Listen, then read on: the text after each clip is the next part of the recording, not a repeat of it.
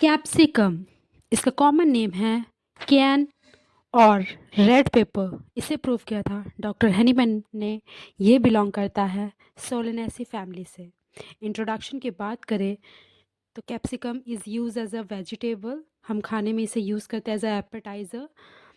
और ये basically mucus membrane में इसका काफ़ी ज़्यादा एक्शन होता है। अब हम बात करते हैं इसके क्लिनिकल सिम्टम्स की।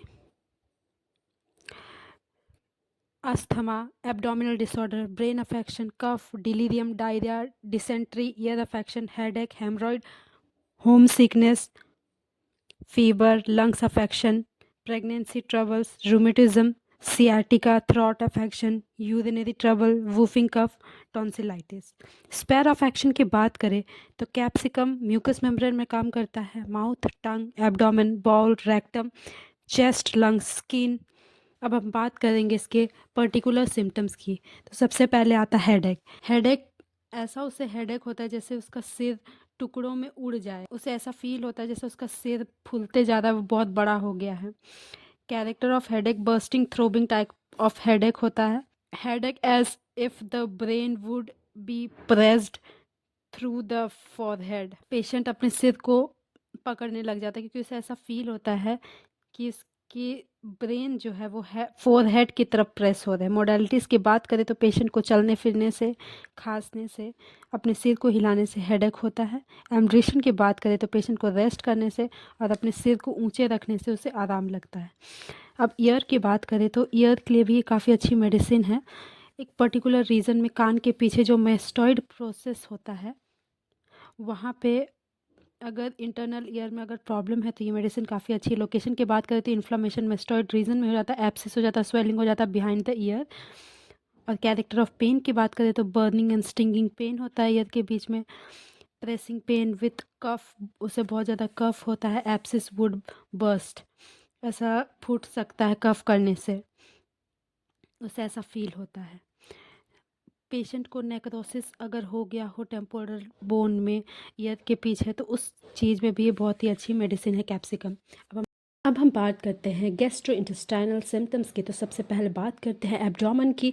एब्डोमेन में इनडाइजेशन हो जाता है। पेशेंट को ग्रेट फ्लैटुलेंस होते हैं, वो गैस छोड़ता है। पेशेंट को नोजिया वॉमिटिंग टाइप्स का फील होता है। पेशेंट हैज़ ग्रेट क्रेविंग, उसे बार बार भूख लगते रहता है। पेशेंट को बहुत थर्स्ट होता है और वो बट लेकिन वो जैसे ही पीता है उसको तुरंत ऐसे हिलने डोलने लग जाता है और उसको बहुत ही बर्निंग सेंसेशन होता है उसके एब्डोमेन में। अब बात करते हैं डिसेंट्री की। It is a royal remedy for dysentery. Character of stool की बात करें तो full of mucus and blood होता है। ड्यूरिंग स्टूल उसे बहुत ज़्यादा स्टिंकिंग पेन होता है। आफ्टर स्टूल पेशेंट को बहुत ही ज़्यादा थर्स्ट महसूस होता है, बहुत ज़्यादा प्यास लगता है। एवरी स्टूल के बाद पेशेंट को बहुत ज़्यादा प्यास महसूस होता है। वो पानी पीने के बाद वो ऐसे हिलने डोलने लग जाता है जैसे उसे जैसे वाइब्रेशन कर रहा हो। वो बैक पेन होता है। पेशेंट को बहुत ही ज़्यादा बर्निंग महसूस होता है एनस के पास और रेक्टम के पास। पाइल्स की बात करें, अब बात करते हैं पाइल्स की। तो पेशेंट का ब्लीडिंग पाइल्स होता है with soreness in anus. Capsicum एक मार्वलस रेमेडी है।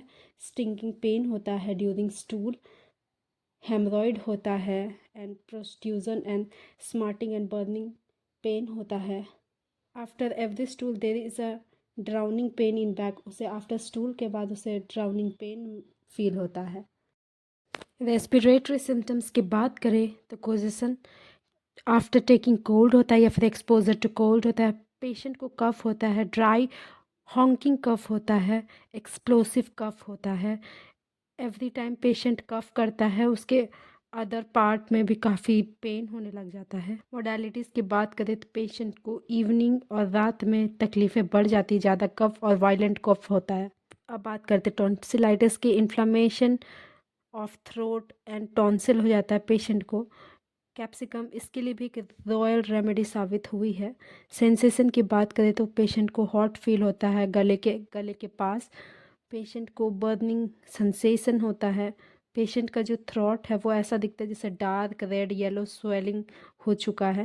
कैरेक्टर ऑफ पेन की बात करें तो पेशेंट का पेन थ्रोट में ड्राइनेस की वजह से होता है। पेन की कैरेक्टर की बात करें तो पेशेंट को पेन कान तक पहुंच जाता है, कान तक उसे दर्द होता है। पेशेंट को स्मोकिंग एंड ड्रिंकिंग से भी तकलीफ़ें बढ़ती है, बर्निंग सेंसेशन होता है उसे। मोडालिटीज़ की बात करें तो पेशेंट अगर कुछ भी निगलता है तो उससे उसे प्रॉब्लम होती है, उसके स्पाज़मोडिक कॉन्ट्रैक्शन होते हैं।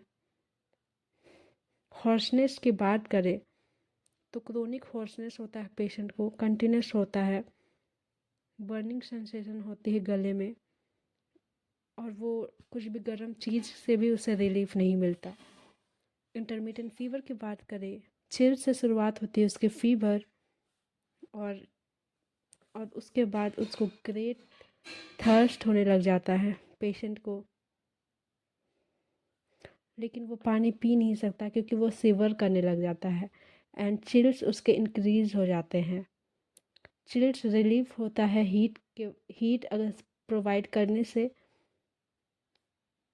और पेशेंट को कवर अप करने से उसे रिलीफ मिलता है। During the stage of chills he become sensitive to noise. Patient को नॉइज से प्रॉब्लम होने लग जाती है। There is no thirst both in heat and sweat stage.